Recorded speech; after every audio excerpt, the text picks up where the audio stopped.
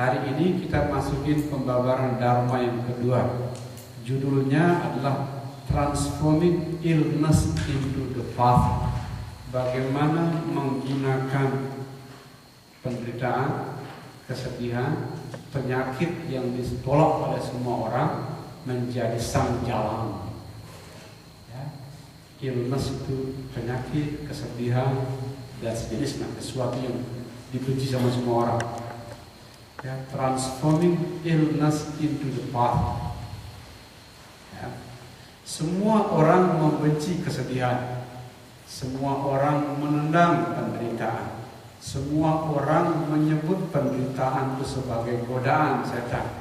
Semua orang menyebut Tuhan lagi marah tatkala kita sakit. Semua orang menyebut bukan Buddha itu penderitaan. Penderitaan adalah marah. Pokoknya negatif. Judul terhadap penderitaan itu negatif, negatif, negatif. Badan yang sakit, negatif. Suami yang pemarah, negatif. Istri yang tidak bisa diurusin, negatif. Anak yang nakal, negatif. Pokoknya negatif semuanya kita tenang. Tapi tolong dicatat baik-baik. Semua orang suci, semua nabi dimurnikan melalui jalan penderitaan. Semua. Tidak ada nabi yang kerjaannya tinggal di hotel berbintang 5 selamanya. Semua nabi dimurnikan batinnya lewat rasa sakit, dan rasa sakit semua. Nabi Muhammad dikejar terus sama suku Quraisy, berkali-kali nyawanya dalam berbahaya. Bertahun-tahun kita tahu Yesus Kristus disalib sama Yudas dan kawan-kawan. Beneran Bapak. Mahatma Gandhi kena tembak.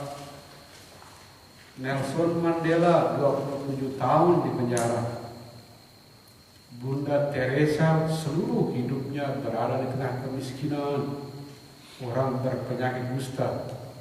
Muhammad Yunus, pemenang hadiah Nobel perdamaian, tumbuh di tengah kemiskinan di Bangladesh. Yang mulia Dalai Lama, umur 16 tahun kehilangan negaranya. Sekarang sudah setengah abad lebih berada di pengasingan. Dengan cerita ini saya mau tunjukkan ke Anda, penderitaan bukan hukuman Tuhan. Kesedihan bukan godaan setan.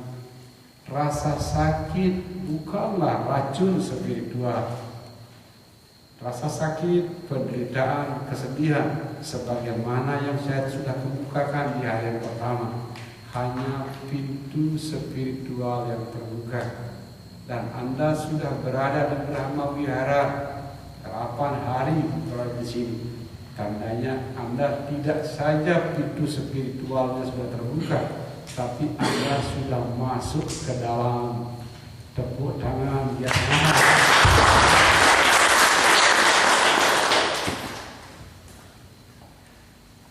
Bagaimana para suci mengolah penderitaan menjadi sang jalan? Bagaimana para nabi melihat penderitaan, kesedihan sebagai sang jalan? Sederhana. Beliau pertama tidak lari dari penderitaan. Makanya don't run away from suffering. Jangan lari, hadapi. Tak kala kita masih kecil semua kita lari. Teman nggak cocok kita lari. Nggak cocok sama orang tua kita lari. Oh kecil. Gampang sekali kita lari. Nggak cocok sama guru di sekolah, kita minta pindah sekolah. Pokoknya lari lah. Anak kecil. Tapi kalau sudah sebesar kita masih lari dari masalah. Itu namanya anak kecil yang berbadan besar. Hadapi rasa sakit, hadapi. Ya, suami pemarah, hadapi. Istri cerewet, hadapi. Itu jalan pertama yang ditempuh oleh para suci. Makanya Mahatma Gandhi dihadapi di tentara Inggris. Nelson Mandela dihadapi di penjara. Nabi Muhammad dihadapi di suku Quraisy. Yesus tidak lari. Sang Rama bukan menjadi Rama. Ya, istrinya dilarikan orang. Ya, tidak ada orang berdoa istrinya dilarikan, dia lari pulang, tapi dihadapi. Jadi rumus pertama, dihadapi, jangan lari. Ya. Kadang saya ketemu anak muda, anak pengusaha itu kan anak-anak keju, makanannya keju dari kecil. Kita kan anak-anak singkong, buka singkong banyak juga. Anak pengusaha itu menurut saya banyak kelebihannya. Sekolahnya di Amerika, kalau saya sekolah di luar negeri beasiswa, mereka uang sendiri. Saya sekolah pas-pasan, mereka main bola, jadi mahasiswa main bola. Bayangin, Anda tahu kelebihan anak orang kaya banyak, tapi mentalnya lemah. Kenapa anak orang kaya kebanyakan mentalnya lemah? Karena waktu kecil mengalami terlalu sedikit kesedihan, terlalu sedikit cobaan. Kita anak-anak singkong ini, jangankan makan roti, kita makan di warung beracun pun perut kita masih kuat. Karena kenapa? Dari kecil sudah dihantam racun-racun itu. Ya, saya waktu SD itu pulang sama kakak saya cari nasi, nggak ada lauk apalagi. Akhirnya satu-satunya yang membuat kita berdua kenyang makan sawu, kan di rumah ada yang sawu. Saya laki-laki berlima, yang botak cuma berdua. Saya sama kakak saya di atas saya. 3 di atas nggak ada yang botak. Saya renung, kita botak gara-gara kebanyakan makan sawu. Jadi kepalanya mirip dengan buah sawu. Tapi itulah indahnya kita jadi orang yang pas-pasan di desa. Mentalnya hebat, daya juangnya hebat. Jadi seperti kebal. Yang pertama hadapi, dan yang kedua gunakan penderitaan itu seperti sarana untuk memperkuat jiwa Anda. Ya, strengthening factor istilah bahasa Inggrisnya. Penderitaan, kesedihan tidak memperlemah, dia memperkuat. Bagaimana dia bisa memperkuat? Hadapi, tahan. Hari ini banyak yang menangis, lalu saya bilang menangis, sehat menangis. Ya, dengan menangis Anda membuang kekotoran, dengan menangis Anda membuang penyakit-penyakit seperti menangis, nggak apa-apa. Ya, menangis di depan saya, jangan menangis di depan umum nanti dikira yang aneh-aneh. Ya, jadi hadapi. Yang kedua, ia memperkuat, tidak memperlemah. Orang Nabi saja jadi demikian bercahaya hidupnya gara-gara penderitaan, apalagi Anda dan saya. Hadapi dan lihat dia sebagai faktor yang memperkuat, bukan memperlemah. Ya, puncak dari mind transformation, transformasi pikiran, puncaknya terjadi adalah ini pencerahan. Anda bisa tersenyum kepada apa saja yang terjadi dalam keseharian. Ini gelarnya S3, senyum-senyum saja. Hari ini udah lebih banyak yang tersenyum, tapi ada segelintir muka pelit sekali senyum. Jadi besok jangan lupa senyum, banyak senyum.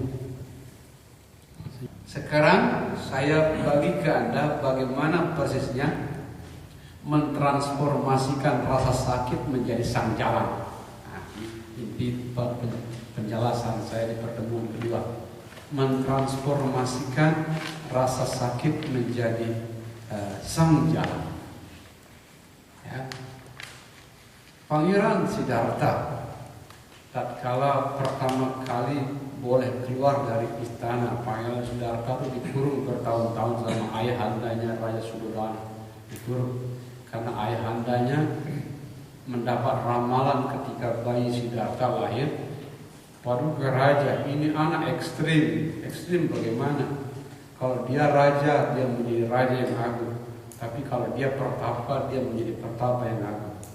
Jadi ini ekstrim, ini tidak ada tengahnya, ekstrim.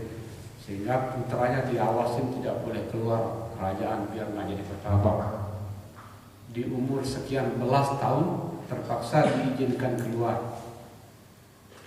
Tatkala Pangeran Siddhartha pertama kali keluar dari istana, guru simbolik memberi pelajaran pertama, duka. Guru simbolik di alam, duka yang dia lihat. Apa ini? Kok ada orang sakit? Loh, kok ada orang mati? Jadi yang dilihat. Padahal kalau keluar dari seperti kita keluar dari Brahma Wihara kan macam-macam bisa kita lihat. Kelas Anda dan saya keluar dari Brahma Wihara kan BMW, Bahenol, montok, kelas Anda mata kotor gitu. Pangeran Siddhartha keluar banyak yang dilihat, tapi yang dilihat duka. Guru simbolik di alam ini membuka pintu pertama Pangeran Siddhartha. Duka ini. Orang sakit, orang mati, orang berkelahi, itu duka di mana-mana. Orang tidak pernah merasa berkecukupan, tidak punya istri, salah, ada istri, salah, serba salah, itu duka.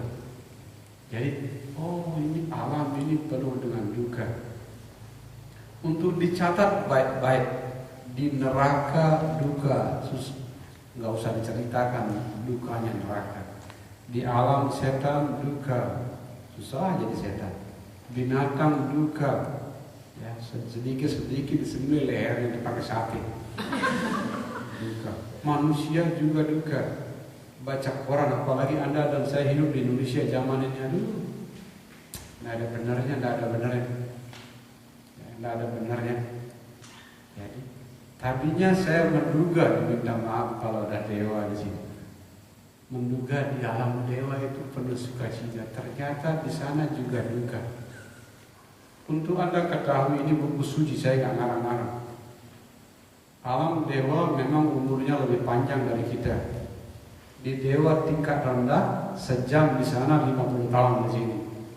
Di tingkat tinggi sejam di sana, di sini hampir 60 tahun. Lebih lama dia, sukacitanya lebih lama dari kita. Ya. Tapi tolong dicatat baik-baik. Kalau Anda dan saya meninggal, kita tidak tahu akan lahir di mana, tidak tahu. Tapi para dewa, tatkala tabungan karma baiknya habis, dia tahu dia akan lahir di mana. Dan karena dewa itu tingkatan tertinggi, selesai tabungannya di sana, alternatifnya hanya terlahir di alam rendah. Sehingga tatkala wafat jadi dewa, kita tahu kita akan lahir di alam yang rendah. Mirip dengan Anda terbiasa tinggal di real estate yang mewah, besok Anda harus pindah ke pengemis di kolong jembatan. Mereka sedih sekali. Kesedihan para dewa adalah tatkala wafat, tahu dirinya harus pindah dari hotel berbintang 5 menuju pengemis di bawah jembatan. Itu sangat menyedihkan. Kalau dicatat dari neraka sampai dewa ini isinya duka, dan duka. Cuma sebagaimana yang sudah saya kemukakan barusan, duka bukan hukuman, duka bukan cacian, duka bukan racun. Duka adalah pintu spiritual yang terbuka. Sore ini bahkan saya tambahkan, duka itu adalah mesin turbo yang mendorong kita naik ke atas mesin turbo. Wow. Lihat teman-teman kita orang kaya, mana tertarik belajar spiritual. Saking kayanya kan sudah indah dengan uangnya, indah dengan mobilnya, indah dengan pangkatnya, mana tertarik. Satu-satunya perkecualian orang kaya belajar spiritual tatkala badannya sudah stroke, tatkala istrinya sudah lari, tatkala suaminya tidak bisa diurusin, baru belajar spiritual. Tidak ada orang kaya yang bahagia belajar spiritual, tidak ada. Artinya apa? Orang kaya juga sama dengan kita. Tatkala menderita baru. Kesimpulannya diulangi, duka tidak saja pintu spiritual yang terbuka, dia mesin turbo yang mendorong kita naik. Tapi kita terdorong naik oleh mesin turbo bernama duka kalau Anda belajar belajar meditasi. Kalau Anda zikir bagi sahabat Islam, kalau Anda